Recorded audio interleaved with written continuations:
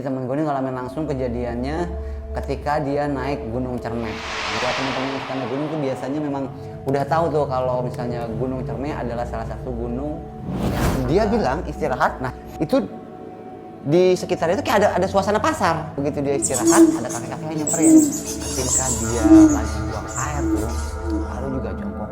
Bener-bener ditongkrongin di depan muka dia tuh. Sosok gede hitam berbulu.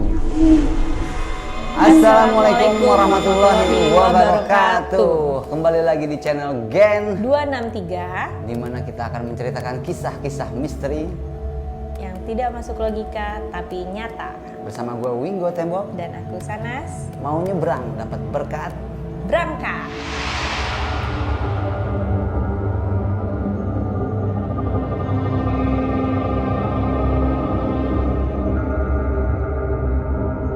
Ya, dan di episode kali ini kita akan bercerita kisah misteri kejadian nyata walaupun kadang nggak masuk di logika. Ceritanya ini tentang temen aku, temen gue yang naik gunung. Nah, mungkin ada teman-teman yang pernah naik gunung atau teman-teman yang suka naik gunung ini pernah dengar ceritanya juga atau pernah ngalamin. Jadi temen gue ini ngalamin langsung kejadiannya ketika dia naik Gunung Cermek. Buat teman-teman yang suka naik gunung tuh biasanya memang udah tahu tuh kalau misalnya Gunung Cermek adalah salah satu gunung yang angker. Nah, temen gue ini mengalami kejadian dia melihat atau terlibat di pasar setan pertama. Terus dia diikutin sampai akhirnya pulang ke rumah pun masih diikutin. Tapi selamat pulangnya. Alhamdulillah selamat. Walaupun ya nempel. Jadi ceritanya gini, waktu sebelum berangkat naik gunung mereka udah packing. Jadi berangkat malam, udah mau mabukan tuh. Kita minum dulu namanya anak muda ya, minum. Dan temen gue ini memang nggak terlalu percaya sama yang gitu-gituan, nggak terlalu percaya. Jadi kayak dia rada-rada songong lah, rada-rada songong. Nantangin. Dia nggak pernah. Karena dia memang nggak pernah ngalamin kejadian-kejadian kayak gitu loh. Udah dikasih tau nih gunung Cermek ini angker, hati-hati gitu. Bodoh gitu. Udah dia minum terus berangkat nyampe sana nginep dulu di bawah. Nah jam 5:30 itu dia baru naik start kata dia. Nah start jalan kurang lebih dan sebelum naik pun dia udah minum lagi tuh. Biasalah ya kalau dia minum lagi, terus memang mereka bawa stok minuman buat minum di atas, buat sambil di perjalanan dia minum. Emang juga. dari niat awalnya juga udah ya nggak bagus ya, negatif ya mungkin bagus. Ya itu yang salah satu penyebabnya pasti mungkin diganggu. Nah terus kayaknya dia tuh agak ngeremehin kali ya, agak ngeremehin. Sejam perjalanan dia naik, nah dia istirahat, ceritanya istirahat. Dia sendirian tuh, yang lain udah duluan karena ya mungkin fisiknya kurang bagus ya, kebanyakan minum juga mungkin. Dia istirahat. Nah dia bilang istirahat itu di sekitarnya itu kayak ada suasana pasar. Begitu dia istirahat ada kakek-kakek yang nyamperin. Pada pagi ya? Iya, baru sejam, pokoknya dia naik jam 6-an. Ya masuk di logika kalau pasar kan pagi kan. Iya. Kira-kira jam 7:30-8 lah kalau dia kurang ngeh banget gitu. Pokoknya jam-jam segituan. Makanya dia masih ya nggak langsung berpikiran negatif gitu loh. Karena pagi terus ada suasana pasar biasa gitu kan. Iya. Dia nggak nyadar kalau 1,5 jam perjalanan kan udah lumayan jauh kan. Udah lumayan jauh tuh. Dia nggak nyadar kok ada pasar di sini, nggak nyadar. Mungkin karena pengaruh alkohol juga gitu. Sama yang dia capek. Udah ada kakek-kakek nyamperin. Pokoknya bahasa Sunda kata pokoknya istilahnya lagi istirahat Jang gitu. Mau ngapain, mau naik nih kek gitu. Nah, kakek-kakek itu bawa pisang. Bawa pisang setandan apa berapa? Sesisir gitu ya. Sesisir. Iya, sesisir gini. Setandan gini ya, dia sesisir. Mau pisang ke Jang? Oh mau kek. Makan dia. Tapi teman yang lain lihat nggak? Udah dia duluan. Udah duluan. Dia sendiri. Dia sendiri. Orang dia naik cuma berlima kalau nggak salah. Sendiri dia makan pisang tuh. Udah ngobrol-ngobrol. ngobrol-ngobrol dia akhirnya mau lanjut lagi makan pisang. Udah kayak lanjut ya kayak silakan Jang. Nih mau gak pisangnya? Oh mau dikasih beneran? Iya. Kasih bawa. Merinding. Bukan pisang yang dimakan berarti itu. Nggak ngerti dia tuh. Pokoknya dia makan pisang deh. Terus dia melihat suasana pasar. Dia nggak sama sekali nggak kepikiran negatif. Ya mungkin karena tadi ya pengaruh minuman juga. Terus akhirnya dimakan, dibawa. Nah ketika jalan ada temennya lagi istirahat tuh. Wah ada pisang gitu. Nih dapat dari kakek-kakek di pasar. Temennya agak, pasar? Itu tadi bawa pasar. Udah makan aja udah temennya nggak. Tapi temennya itu sempat bingung loh, kok pasar gitu. Cuma mungkin karena memang temennya ini tahu cerita-cerita di Gunung Cermai itu, udahlah, bodo aja gitu, biar suasana naik gunungnya tuh nggak horor terus.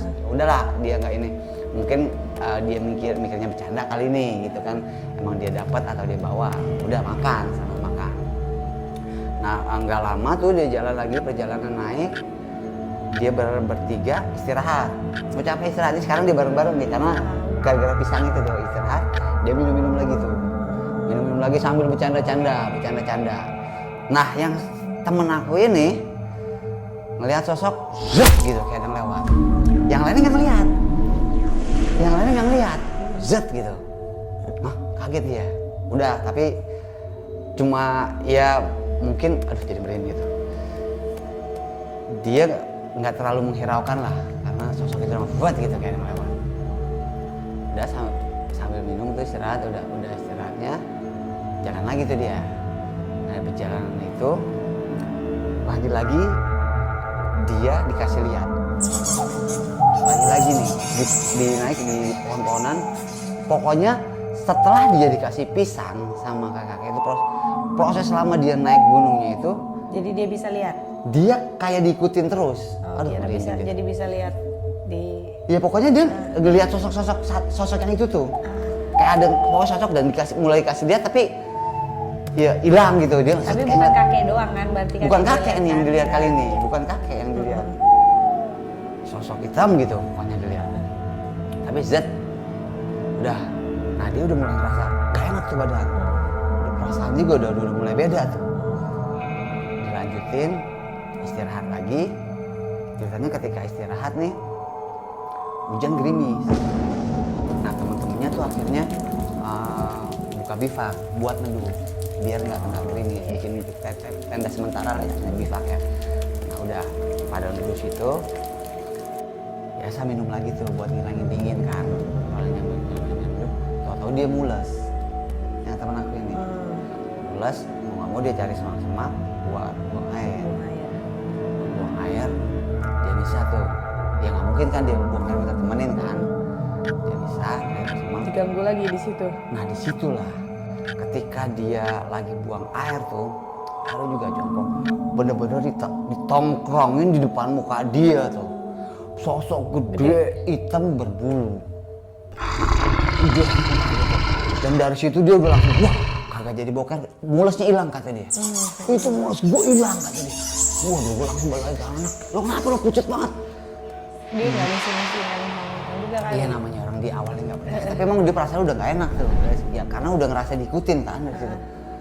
Pucet udah langsung mukanya, temennya udah curiga lah, lo kenapa pucet nih? Ya udah turun. Dia minta turun terus sudah tuh, dari situ udah dia minta turun terus. Akhirnya temannya sepakat, ya kan belum nyampe, baru berapa jam perjalanan kan? Setengahnya juga belum, kalau udah. Belum kayaknya deh, baru 2/4 kali, pokoknya baru jam 11-an itu paling masih terang jam 11-an karena gerimis kan jadi kabut turun ya.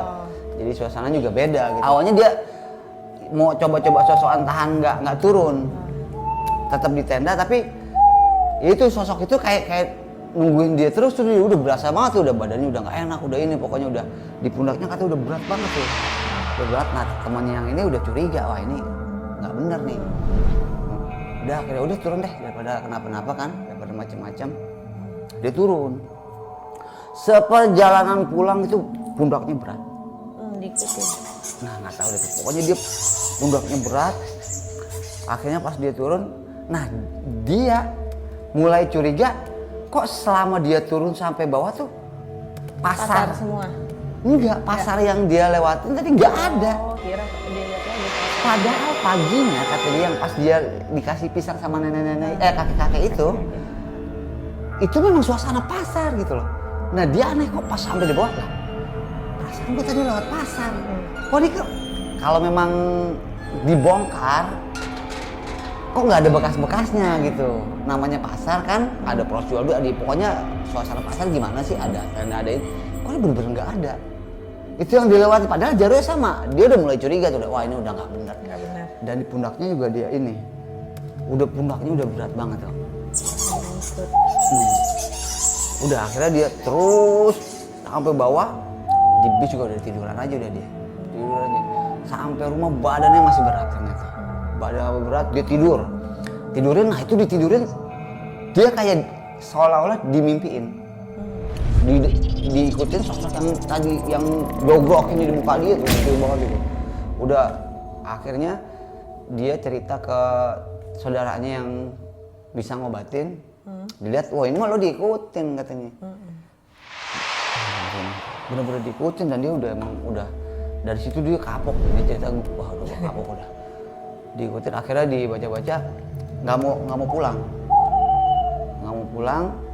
Akhirnya kasih kopi hitam sama celana dalamnya dibuang kayak celana dalamnya dia. Bener-bener dibuang, mandi, dibuang celana dalamnya tuh baru mau pulang. Itu yang ngikutinnya. Iya, akhirnya baru mau pulang. Nah itu kejadian yang dialami sama teman gue sampai sekarang dia kapok udah. Maksudnya percaya akhirnya yang kayak gitu-gitu terus kalau udah gunung udah mendingan nggak usah macem-macem dah. Apalagi sosok nantangin gitu. Iya betul, di gunung itu memang banyak yang nunggu karena kan dia jarang dilewatin orang untuk hari-hari kan.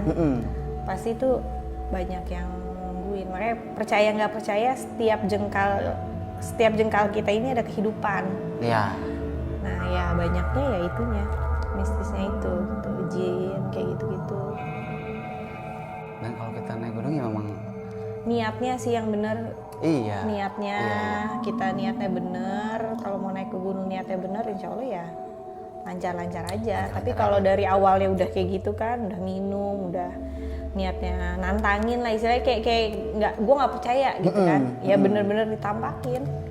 Dan itu sampai nempel gitu. loh. Dia bener-bener, dan yang bener-bener yang paling bikin aneh dia tuh yaitu pasar itu.